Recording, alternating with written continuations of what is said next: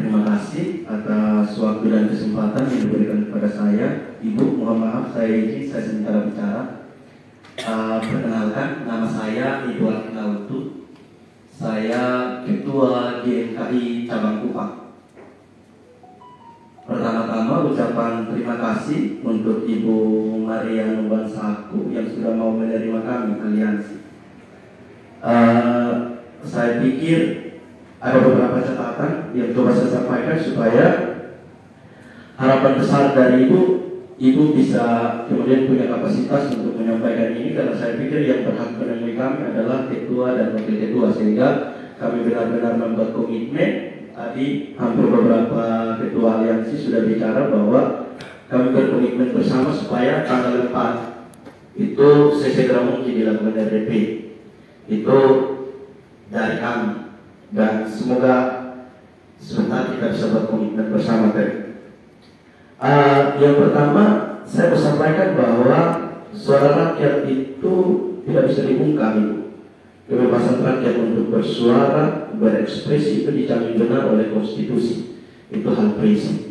Jadi kalau kehadiran kami di sini, saya pikir ini bagian dari bagaimana kami mengekspresikan apa yang kemudian konstitusi amanatkan kepada kami. Itu yang pertama. Kemudian yang berikut, menanggapi berbagai ekspresi dari netizen, khususnya terkait penanganan kasus Astrid dan Lair yang kemudian begitu banyak mengundang si publik. Saya pikir Ibu Maria tidak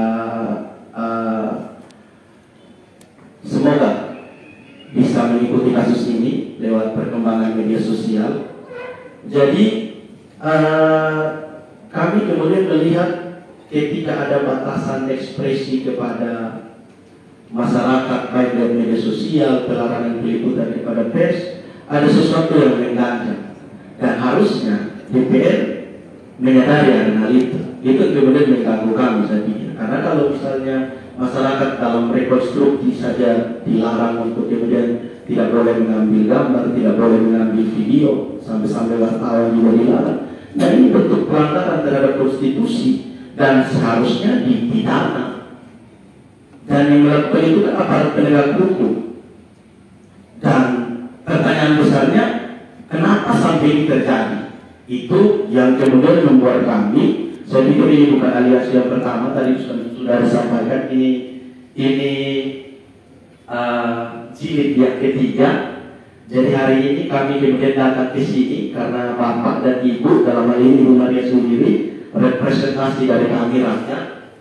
Jadi kami meminta supaya ada dua catatan penting, mungkin nanti sebentar yang disampaikan oleh Guru. Kami meminta supaya DPR Provinsi Nusa Tenggara Timur untuk segera melakukan rapat dengar pendapat dengan Kapolda NTT, Kejati NTT, aparat penegak hukum, perwakilan dari masyarakat, tim pencari fakta independen, keluarga korban. Dan dalam hal ini aliansi juga dilibatkan, dan yang kami minta adalah tanggal 3 Januari, tidak ada tawar-menawar.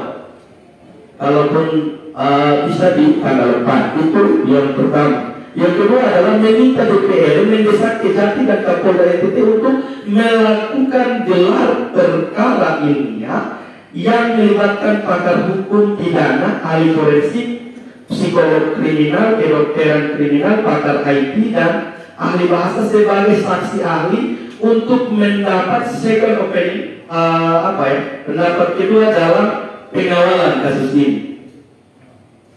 Begitu. Jadi itu mungkin ada dua hal penting, hal prinsip, dan saya harap Ibu Maria bisa menjamin itu.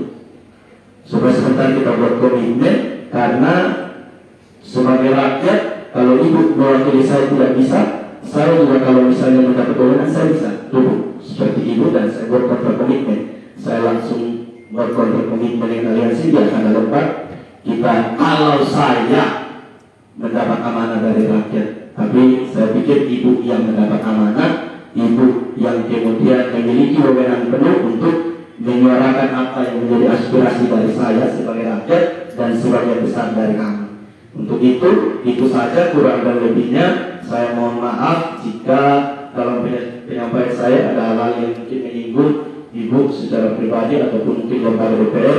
Dari tempat ini pula saya minta maaf dan sekian dan terima kasih. Assalamualaikum warahmatullahi wabarakatuh. Om Swastiastu, Namo Buddhaya, salam kebajikan dan salam damai Natal untuk